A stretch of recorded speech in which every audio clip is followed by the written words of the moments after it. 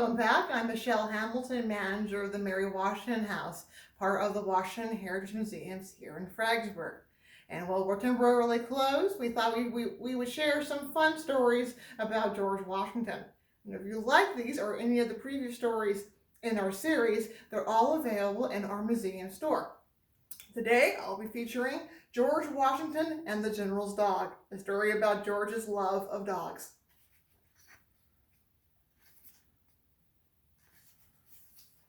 George Washington is one of America's greatest heroes.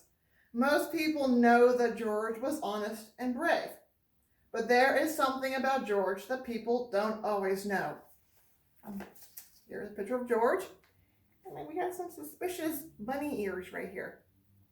Let's find out. George Washington loved animals.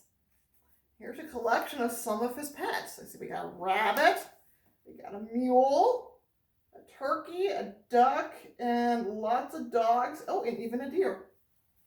These are all pets George had at Mount Vernon. George learned to ride horses as a boy. Sometimes he rode into town. George rose fast, but he never fell. People said he was the best rider they had ever seen. So here's young George coming into Fredericksburg. He learned to ride fast from his mother. She was also an excellent horsewoman. When George grew up, he moved to a farm called Mount Vernon. Every day, George checked on the horses and hogs. Here's George checking on all of his animals, making sure they're okay. He checked on the oxen, mules, and sheep, but he spent the most time with his dogs.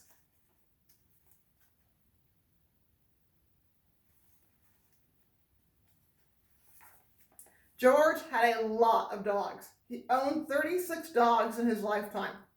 He took them hunting and played with them. He even gave them cute names like Mopsy, Sweet Lips, and True Love. Here's George with some of his dogs. Sometimes George spoiled his dogs. He let them run around the house. One day, George's wife Martha cooked a ham for dinner, and Martha was very proud of her Virginia hams. George's dog Vulcan jumped up and stole the ham right off the table. Martha chased after him, but George just laughed. George thought it was one of the funniest things he had ever saw. Vulcan running off with a giant ham in his mouth. George liked being at Mount Vernon and with Martha and the animals, but America needed him. America was not yet his own country. It was an English colony. That means it belonged to England. Many American colonists wanted to be free from England, so they went to war. The war was called the American Revolution. So here's George and Martha reading about the events of the American Revolution in the newspaper, and with a dog right next to him.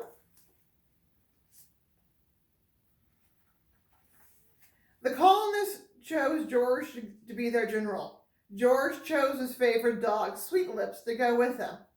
He said goodbye to Martha and Mount Vernon. He jumped on his horse Nelson, then he rode into battle. Sweet Lips was right beside him. So there they are, leaving Mount Vernon, and Nelson and Sweet Lips. In George's day, soldiers often brought dogs with them to war. Dogs helped hunt, dogs helped track the way, dogs helped guard against wild animals. Best of all, dogs were great partners. So there's all the dogs they brought with them.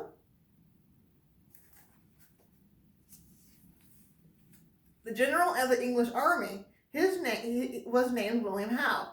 He had a dog too. He also had 9,000 soldiers. They had plenty of supplies. So here's the British. And there's the general, and with his dog.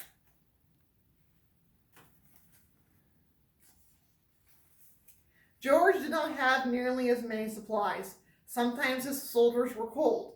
Sometimes they were hungry, but they did not give up. Here they are. Valley Forge was very cold.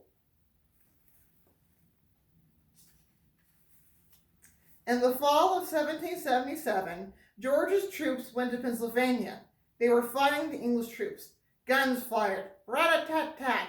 Cannons roared, boom, bang. Smoke filled the air. So there they are, at battle, but the dogs are still with them.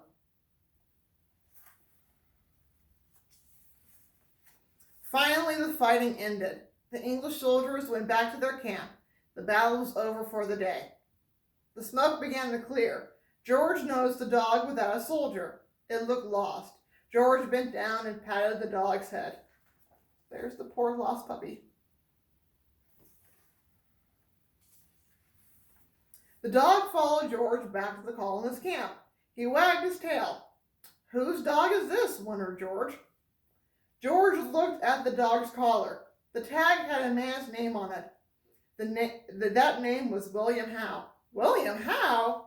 George couldn't believe his eyes. William Howe was the enemy. So just like today, dogs wear tags just in case they get lost, and this dog had one on too. Word about the enemy dog spread through camp. Some of George's men wanted to keep the dog, but George said no. George believed the dog belonged with his master. George had his friend, Alexander Hamilton, write a note to General Howe. The note said that George wanted to return the dog. There they are, writing that we found your dog. Both sides raised white flags. The white flags meant no one could fight. George's soldiers walked the dog across the battlefield. They gave him back to General Howe. Here he is going back home, and General Howe's very happy to see his dog back. People in England found out about George's good deed. The English still wanted to beat George and win the war, but now they respected him. Some English people even liked him. They had never heard a story of such great kindness between enemies. George was a very honorable man.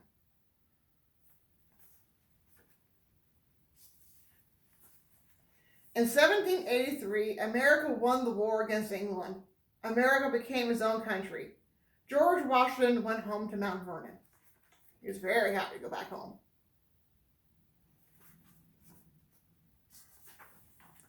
Friends around the world wanted to honor George. They wondered what he would like. Then they remembered the story about the dog. Soon presents started arriving at Mount Vernon. The King of Spain sent George a mule. George named him Royal Gift. And Royal Gift was one of the first Spanish mules in America. A friend from France gave George the even bigger gift, 7 dogs from the Marquis de Lafayette. He sent him 7 dogs, including a poodle, which was called a water dog. His name was Pilot.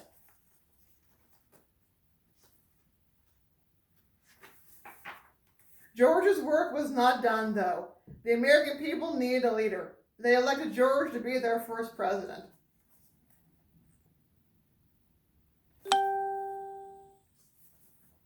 People all over America loved their new president. They cheered when he rode by in his carriage. They knew it was him because his 6 white horses always led the way. That had him an impressive sight to see such beautiful horses.